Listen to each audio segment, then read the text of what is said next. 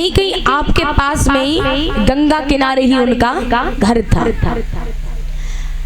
तो पंडित जी का नाम दानचंद था, गंगा के किनारे पर रहा करते थे।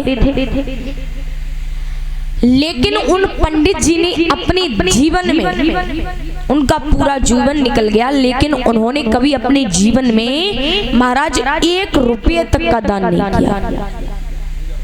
10-20 रुपए की तो बात छोड़ दीजिए, 1500 की बात छोड़ दीजिए, केवल 1 रुपये तक का दान उन्होंने अपने जीवन में नहीं किया। और पास में गंगा मैया थी, फिर भी वो कभी भी गंगा मैया में नहाने नहीं आए। जानती हो माताओं क्यों? क्योंकि उनके मन में विचार आया कि अगर मैं गंगा नहाने जाऊंगा तो वहां पर मुझे पंडे मिलेंगे। पंडे मिलते हैं ना, और अगर पंडे मिलेंगे तो मुझे उन्हें पैसे देने पड़ेंगे, और मैं पैसा खर्च नहीं करना चाहता, तो इसलिए मैं तो जाऊंगा नहीं गंगा नहाने। अब तो एक दिन उनकी पत्नी ने उनसे कहा, स्वामी, बोले हाँ, कि इतने दिन हो गए हम गंगा किनारे रहते, तुम्हारा पूरा जीवन निकला जा रहा है, तुमने अपने जीवन में एक बार गंगा मैया नहीं नहाई। दानचंद जी कहने लगे, देवी क्या होता है गंगा नहाने से? अच्छे काम करो, बस गंगा नहाने से क्या हो रहा है? पत्नी कहने लगी, स्वामी कुछ हो या ना हो, मेरा कहना ये है कि आज आप गंगा मैया नहाने चले जाओ, गंगा में स्नान करके आओ। दानचंद जी कहने लगे, देवी कैसी फिजूल की बातें कर रही हो? अरे हमारे पास इतना वक्त कहाँ है कि हम गंगा जी नहाने चले जाएं। पत्नी कहने लगी, स्वामी आज आपको जाना तो पड़ेगा। मैया हट करने लगी, और मैयाओं 3 हटें बड़ी विचित्र होती हैं। पहली राजहट। राजहट समझते? अगर कोई राजा हट कर जाए, अगर राजा हट कर जाए कि मुझे दूसरे राज्य पर चढ़ाई करनी है, तो चाहे उसकी सारी प्रजा मर जाए, लेकिन वो दूसरे राज्य पर चढ़ाई अवश्य करेगा, दूसरे राज्य से जरूर युद्ध करेगा। और दूसरी है त्रियाहट। अगर हमारी मैयाएं हट कर जाएं, तो चाहे कुछ भी हो जाए, अपनी हट को जब तक पूरा नहीं करा लेंगी तब तक मानेंगी नहीं। और जितना जीवन में काम किया होगा मैयाओं ने, एक दिन हट कर जाएं और अगर मना कर दिया तो सारे एहसान मैयाएं एक दिन में निकालेंगी। मैंने किया क्या नहीं है आपके लिए, है ना मैयाओं? तो हमारी दूसरी हट होती है त्रिया हट, जो हमारी माताएं हट करती हैं, और तीसरी हट होती है बाल हट। अगर कोई बच्चे को मेले में लेकर जाना, मेले में बच्चे को लेकर जाना, और उस बच्चे को अगर कोई खिलौना अच्छा लग गया, उसने कहा माता या पिता साथ हैं, पापा हमें ये खिलौना दिला दो, या मम्मी से कहा मम्मी हमें खिलौना दिला दो, पापा मम्मी ने मना कर दिया, बेटा कुछ दिन खेलोगे फिर बिगाड़ दोगे। अब तो बच्चा के मन में वो खिलौना भर गया, हट कर गया। अब तो चाहे उसे मेले में उस मेले की सारी धूल अपने शरीर पर लेनी पड़े, उस मेले में चाहे लौटना पड़े, लेकिन बच्चा खिलौना लेकर ही मानेगा। ये बाल हट होती है महाराज। तो यहाँ पर दानचंद जी की पत्नी हट कर गई कि आज तो आप गंगा जी नहाने जरूर जाओगे, और जो नहीं गए तो हमारे हाथ का खाना बना खाने के लिए तैयार मत हो जाना। हम बिल्कुल खाना नहीं बनाएंगी, क्योंकि जब हमारी बात की कोई वैल्यू नहीं है, कोई हमारी बात का सम्मान नहीं है, तो इस घर में काम करने का हमारा मतलब क्या है? अब तो मैया हट कर गई। अब तो दानचंद जी बड़े परेशान, जाते हैं तो परेशानी और ना जाए तो परेशानी। दानचंद जी ने आखिर में फैसला लिया कि चले ही जाते हैं। दानचंद जी ने हाथ में अपने थोड़ा बहुत जो आटा वगैरह होता है, जो जब गंगा मैया पर जाते तो लेकर जाते। दानचंद जी थोड़ा सा आटा वाटा लेकर तैयार हुए और पोटली हाथ में पकड़ी और गंगा मैया के लिए आने लगे। अब जब दानचंद जी गंगा मैया के लिए आए तो मैया और दानचंद जी की जेब में रुपए तो बहुत थे, लेकिन दानचंद जी अपने घर से लेकर गंगा मैया तक पैदल आए महाराज। अब पैदल क्यों आए? क्योंकि अगर किसी वाहन में बैठेंगे तो रुपए खर्च करने पड़ेंगे। दानचंद जी 1 रुपया खर्च नहीं कर सकते थे और नाम है दानचंद। अब तो पैदल पैदल आए, गंगा जी पे पहुंच गए। इधर जहाँ स्नान करने वाला घाट होता है वहां पर बहुत सारे पंडे बैठे थे। दानचंद जी सोचने लगे कि अगर आज इस घाट पे हम नहाए तो हमारे जीवन की सारी कमाई चली जाएगी। इतने सारे पंडे।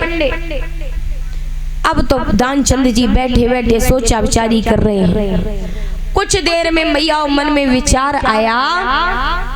दानचंद जी सोचने लगे कि ये तो स्नान घाट है, इसलिए इस पे इतने पंडे बैठे हैं, हम क्यों ना दूसरे घाट पर जाके नहा लें।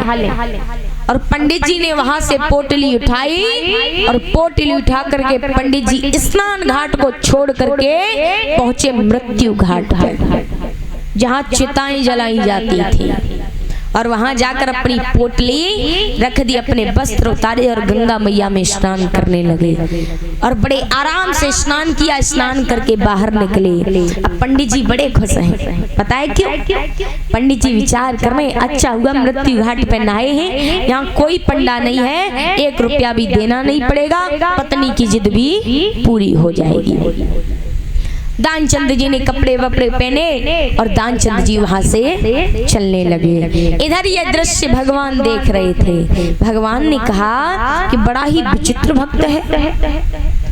भगवान को भी चैन नहीं पड़ा, क्योंकि भगवान कौन से कम है। भगवान ने एक पंडे का रूप बनाया और भगवान पहुंच गए गंगा मैया पे। और जब गंगा मैया पे पहुंचे, यजमान जी घर के लिए निकल ही रहे थे, हाथ जोड़कर खड़े हो गए, यजमान की जय हो। दानचंद जी ने जब पंडे को देखा विचार करने लगे, मैं तो मृत्यु घाट पे नहाया, ये कहां से आ गया। भगवान कहते हैं कि आज के आप हमारे यजमान हो, हमें दक्षिणा दे दो। दानचंद जी पूछने लगे कितनी दक्षिणा देनी है। भगवान कहते ज्यादा नहीं, बस 1 हफ्ते का दाना पानी चल जाए, भोजन वस्त्र आदि, बस इतना दे दीजिए। दानचंद जी विचार करने लगे कि हम अपने घर से यहाँ तक पैदल आए थे कि 1 रुपया खर्च ना हो जाए, और ये कह रहे हैं कि हमें 1 हफ्ते के भोजन के लिए पैसे दे दो। दानचंद जी कहने लगे अभी हमारे पास नहीं है। बोले अभी नहीं है? बोले नहीं है। दानचंद जी कहने लगे यही गंगा के पास में हमारा थोड़ी दूर घर है, वहां से आकर ले लेना। भगवान ने कहा ठीक है। दानचंद जी चले गए और अब तो बड़े खुश हो रहे हैं। विचार करने लगे हमने पंडे को बड़ा अच्छा पागल बनाया है, हम कितने दिमागदार हैं।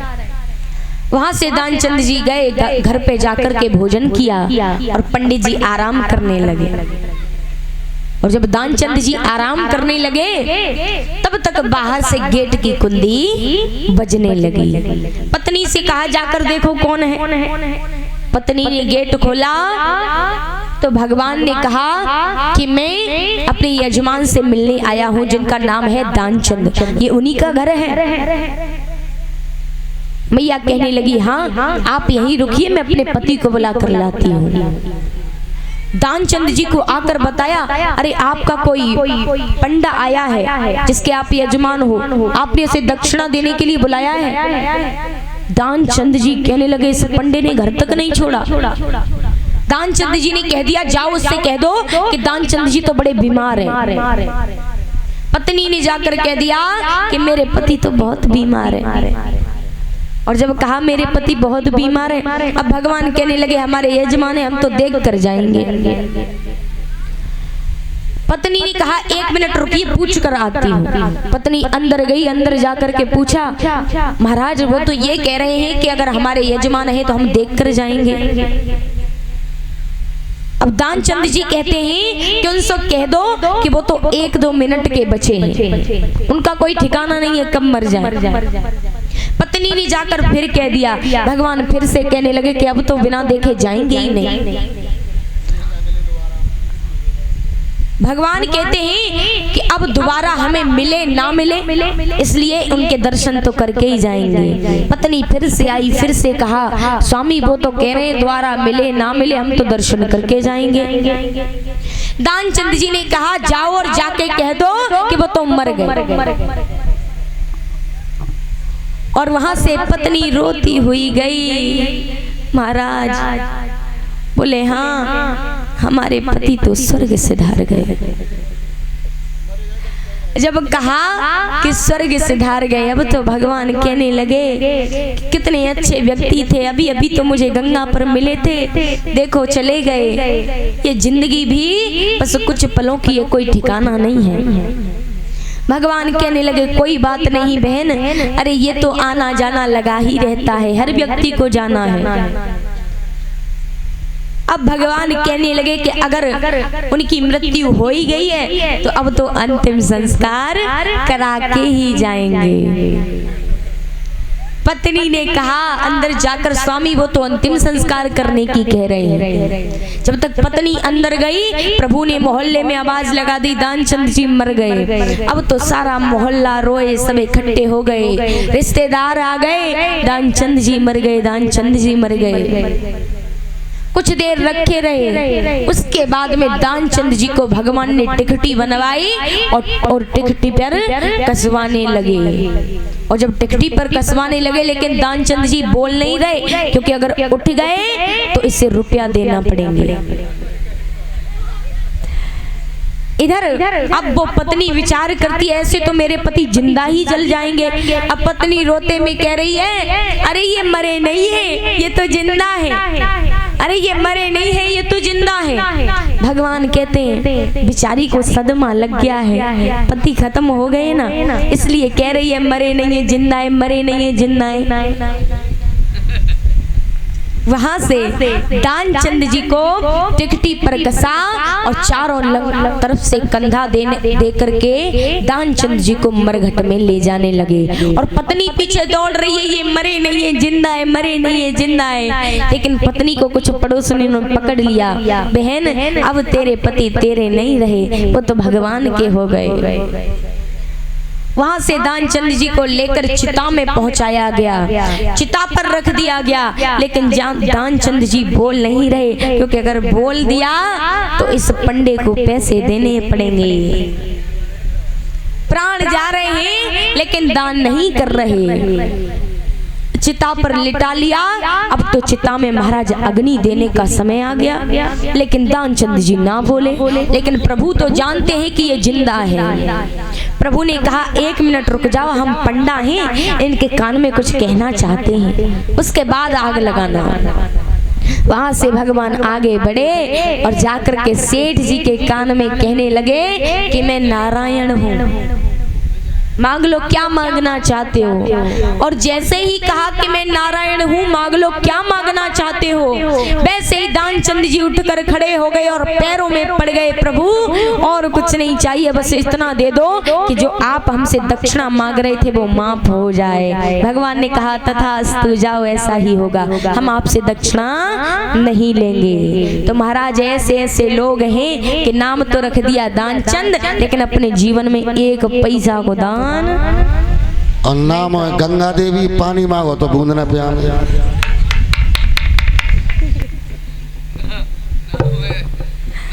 तो महाराज इधर जब गोपियों के सामने से प्रभु चले जाते हैं, गोपियां विलाप करती हैं,